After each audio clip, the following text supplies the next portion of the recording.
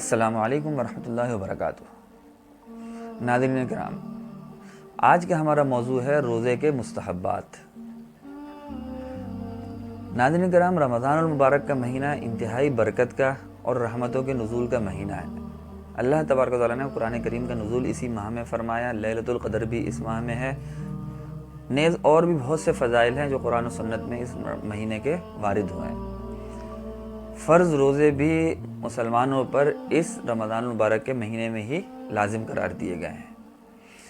یہ روزے کس طرح بہتر انداز میں اور مستحبات کے ساتھ ادا ہوں، اس کے لیے ضروری ہے کہ ہم ان مستحبات سے واقف ہوں، ان مسنون اعمال سے واقف ہوں جن پر عمل کر کے ہم اپنے روزے کو بہتر انداز میں ادا کر سکیں۔ تو آج ہم ناظرین کرام ان مستحبات میں سے ہی چیدہ مستحبات کا ذکر کریں گے جو آپ علیہ السلام نے مختلف احادیث میں بیان فرمائے ہیں۔ سب سے پہلا مستحب ناظرین کرام یہ ہے کہ سحری میں تاخیر کرنا، یعنی آخری وقت تک سحری کو لے کے جانا، نہ یہ کہ شک کے وقت تک لے جائیں کہ یہی شک ہو جائے کہ روزہ بند ہو چکا ہے، یہ جائز نہیں ہے۔ لیکن جیسے بالفرض اگر 5 بجے روزہ بند ہو رہا ہے تو 4:55 4:56 تک آپ سحری کریں۔ مقصد اس مستحب کا یہ ہے کہ ایسا نہ ہو کہ آپ 11 بجے رات یا 12 بجے رات ہی سحری کر کے سو گئے اور آپ نے کہا اب صبح کون اٹھے گا، سیدھا نماز کے وقت اٹھے، نماز پڑھی اور پھر سو گئے۔ یہ بہتر عمل نہیں ہے، شریعت کے نظر میں یہ پسندیدہ نہیں ہے۔ شریعت یہ کہتی ہے کہ مستحب یہ ہے، بہتر یہ ہے کہ آپ سحری میں اٹھیں، صبح تہجد کی نماز پڑھیں اور اس کے بعد آپ سحری کریں، اور جیسے ہی سحری کا وقت ختم ہو رہا اس سے 2-3 منٹ قبل احتیاطاً آپ سحری بند کر دیں۔ تو سحری میں تاخیر کرنا ناظرین کرام یہ سب سے پہلا مستحب ہے روزے کا، کہ آخری وقت میں سحری کی جائے۔ دوسرا مستحب ہے افطاری میں جلدی کرنا۔ اس میں بھی یہ بات مد نظر رہے کہ اتنی جلدی نہیں کرنی کہ روزہ کھلنے سے پہلے ہی آپ نے افطاری کر لی، لیکن جیسے ہی روزہ کھل گیا، غروب ہو گیا، آپ کو اذان کی آواز آ گئی، آپ جلد جلد روزے کو افطار کر لیں۔ اب اس میں 2 منٹ 5 منٹ 10 منٹ احتیاطاً بیٹھے رہنا یہ شرعاً پسندیدہ نہیں ہے اور نہ شریعت اس کا تقاضا کرتی ہے۔ آپ علیہ السلام نے یہی تلقین، یہی ارشاد ہمیں فرمایا ہے، یہی ہدایات دی ہیں کہ جیسے ہی روزہ افطار ہو جلد از جلد روزے کو افطار کر لیا جائے۔ تیسرا مستحب یہ ہے کہ کھجور، چھہارے اگر یہ دستیاب نہ ہو تو پانی کے ذریعے سے روزے کو افطار کیا جائے۔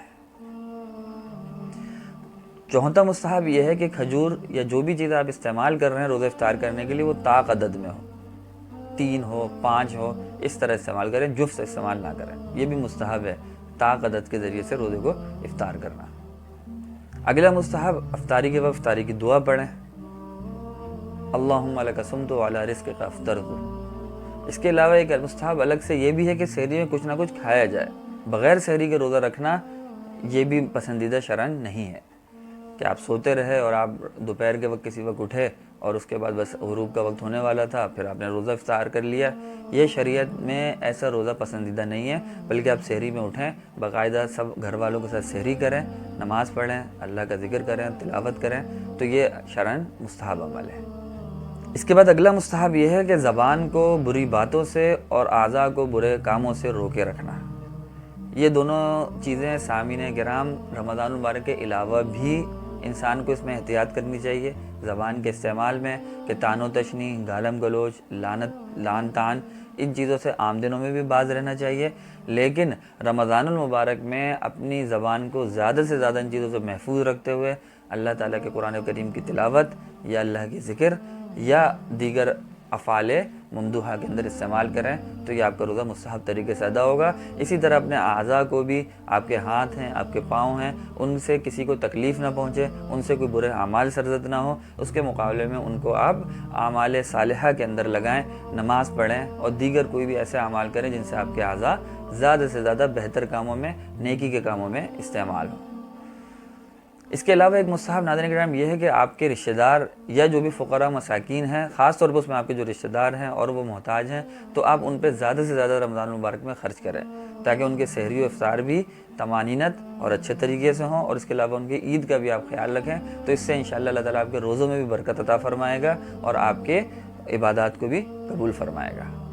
اور اس کے علاوہ زیادہ سے زیادہ اپنے اوقات روزے کے وقت میں ناظرین کرام کوشش کریں کہ قرآن کریم کی تلاوت، اللہ کا ذکر اور مسنون اعمال، مسنون دعاؤں، نمازوں، انہی میں گزریں۔ جتنے زیادہ اعمال صالحہ میں لگیں گے تو برے کام، بری باتیں آپ سے خود ہی دور ہو جائیں گی۔ لیکن جتنا آپ فارغ بیٹھیں گے اور جتنا آپ برے کاموں کے لیے وقت نکالیں گے تو ایک سے دوسرا، دوسرے سے تیسرا برا کام آپ سے سرزد ہوتا جائے گا۔ اس لیے کوشش کریں زیادہ سے زیادہ وقت مسجد میں گزاریں، اللہ کے ذکر میں گزاریں، تلاوت میں گزاریں، تو آپ کو برے کاموں کا وقت ہی نہیں مل پائے گا۔ وما علینا الا البلاغ۔ السلام علیکم ورحمۃ اللہ وبرکاتہ۔